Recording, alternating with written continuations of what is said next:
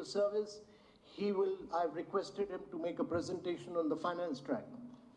To my right is my very able and distinguished Sherpa, Mr. Abhay Thakur.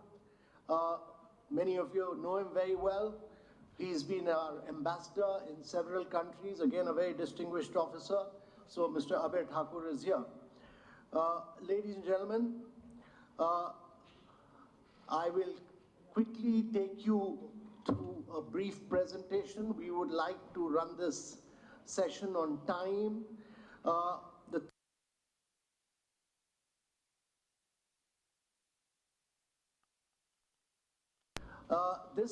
This comes from a very civilizational Sanskrit saying that the earth, one family, one future. And it emanates from the Indian text of Maha Upanishads, which brings out that human, animal, plant, microorganisms, and there is interconnectedness. The G20 logo evokes the idea of unity in diversity, of a pro-planet approach to life. The lotus is the logo is also symbolic of the attainment of growth, even amidst vast challenges. So ladies and gentlemen, welcome to Udaipur, the city of lakes. Just to give you a perspective of some of the places where you are staying.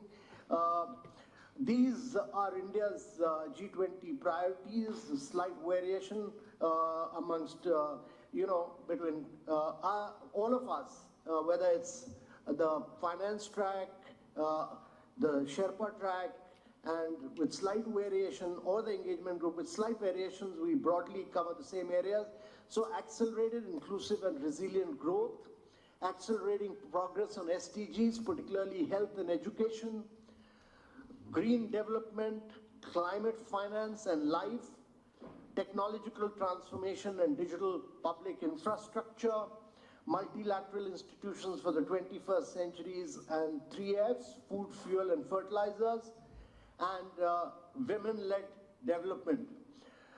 We have actually these working groups, and all these working groups are in many ways multi-sectoral. They are cross-cutting. They all lead to the same priorities.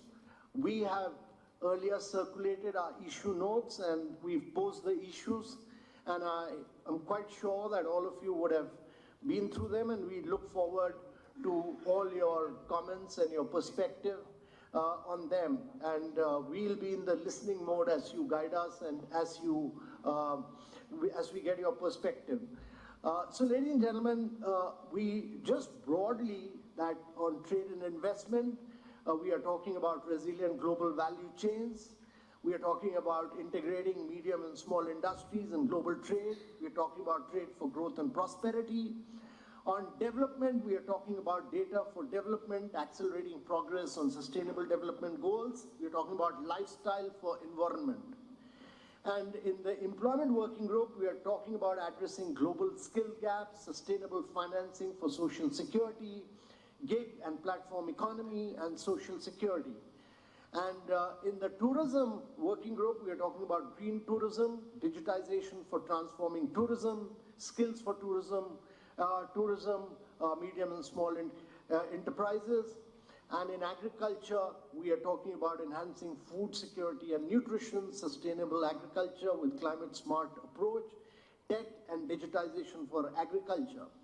And in the digital economy, we've focused on digital public infrastructure, quite a bit on our own experience of creating digital identities for everyone, creating bank accounts, which has enabled us to lift vast segments of our population above the poverty line through direct benefit transfer and fast payments. We do a huge number of fast payments. We've created a vast number of public goods. We'll talk about them. And therefore, public digital platforms and cyber security and cyber safety, which is, to our mind, will be very critical in the digital economy of tomorrow. On the health side, we'll talk about prevention, preparedness, and response for health emergencies, digital health for universal access, and improved service delivery, and strengthening cooperation for vaccine therapeutics and diagnostics. These are all the issues we brought out in our issue notes, and on education issue note, we brought out foundational literacy and numeracy, strengthening research and innovation, tech-enabled learning, and the future of work, which is very critical. And on the culture side, we've talked about protection and restitution of cultural property, culture for sustainable living, creating economy, and how do you leverage information communication technology for preservation of culture. Ladies and gentlemen, then there is the key working group of energy transition, which cuts across several ministries and several sectors. It's about low-cost finance for energy transition. It's about the fuels for the future. That is bioenergy cooperation amongst G20, the principles of green hydrogen, which is very important if you have to decarbonize the economy, universal access to clean energy, just energy pathways, energy security, and diversified supply chains. And ladies and gentlemen, our perspective is that we should have a win-win collaboration between all of us, developing countries, global south, and advanced economies, all of us.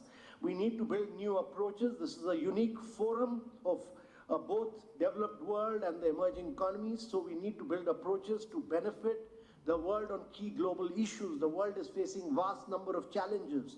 As Sherpas represent their leaders, how can we shape an inclusive future?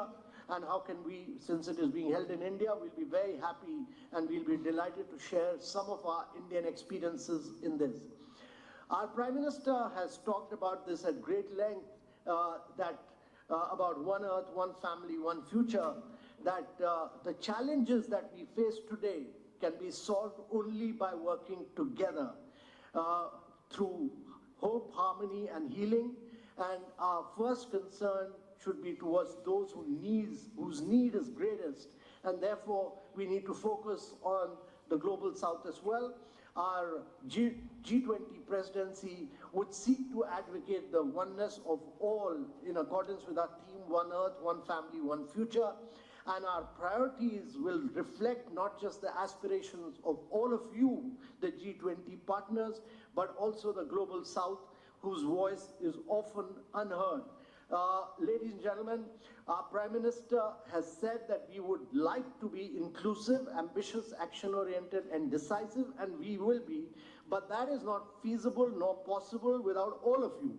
And therefore, we would like all the support, we'd like a positive and forward-looking support from all of you to make G20 a very vibrant, very dynamic, and a very positive group to drive global growth and global sustainability and digital transformation.